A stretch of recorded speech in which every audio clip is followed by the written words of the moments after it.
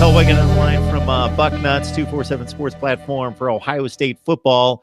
Of course, you checked in here at Mark Rogers TV, the voice of college football. We have the best discussion, debate, and analysis on a daily basis of college football.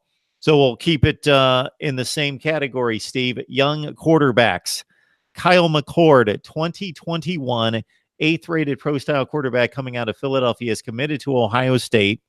Now, I find it interesting that they can even rate these kids after a sophomore season. He's got 2 more full seasons to play, his 2 most important years in high school football, but they've seen enough there in Columbus to try to reel him in. Yeah, I think he's ranked right outside the top 100 in that 2021 class. As you mentioned, one of the top 10 pro-style quarterbacks in the country.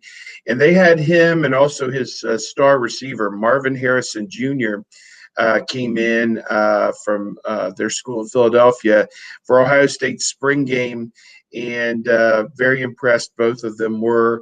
Ohio State offered him a scholarship, and it is very early in the process, obviously, for a high school sophomore to know where he wants to go, particularly going out of state at this early stage of the process. He can't sign anywhere until December of 2020, which is still probably 20 months away in that realm, so 19, 20 months. So it'll be a while until he gets to campus. But as we mentioned earlier, they got Jack Miller coming from Arizona in 2020. He's considered one of the top quarterbacks in that class.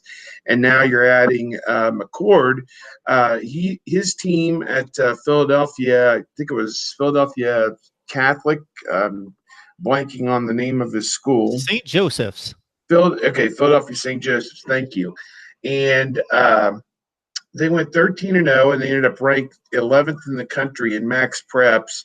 And he had an outstanding sophomore season. And he has really put himself in position to be considered one of the nation's top quarterbacks. I think he's in the 6'3", 215, 210-pound range, something like that. So he's got the look and everything that you're hoping to get. As we mentioned, he and Marvin Harrison Jr. were both max prep sophomore All-American first-team picks. So they look at some of the guys for that in terms of recruiting and offers and weight and size and all the stuff that goes into the recruiting rankings. But it's also primarily based on how you performed on the field. So that's good to know that within his sophomore class, he was considered one of the top players, one of the top 2 or 3 quarterbacks. Only a year. I don't know if he played much as a freshman or not, but certainly his best football will be ahead of him the next 2 years, throwing to Marvin Harrison if they're able to keep that tandem together. And I know that Harrison in particular and his dad very impressed with Ohio State, and it would not shock me one bit if he follows suit and picks Ohio State down the line. Ohio State and Penn State, that has been the primary rivalry in the Eastern Division since they reshuffled the deck here a few years ago.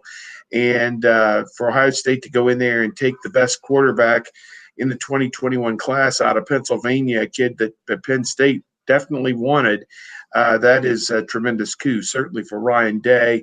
And what Ohio State needs to do is to out-recruit its rivals within the division, Penn State, Michigan State, on a consistent basis to continue its dominance. Ever since they've switched to the East-West formation, Ohio State's won every division championship or tied for it. So they're right where they want to be and want to stay there.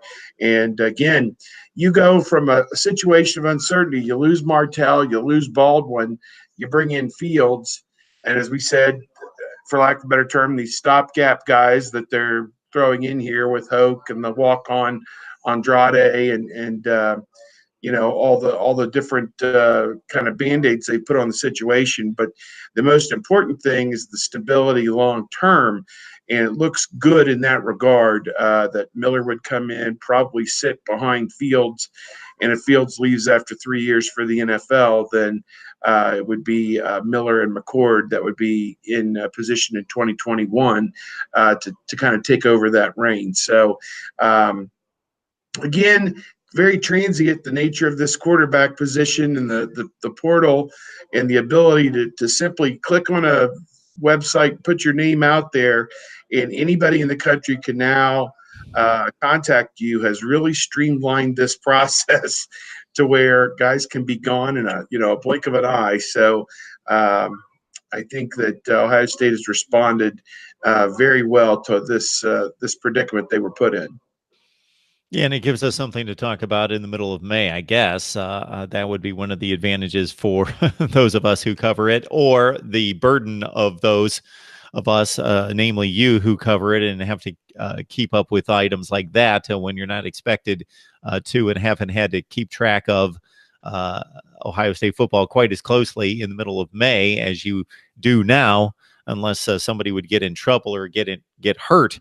That's been basically the news from the end of spring camp to August, has been people getting hurt and people getting in trouble. But with this transfer portal, guys are moving and shifting, and it's continuing. I thought we saw it dry up a little bit over the last month, but it seems to continue with guys seeing opportunities elsewhere.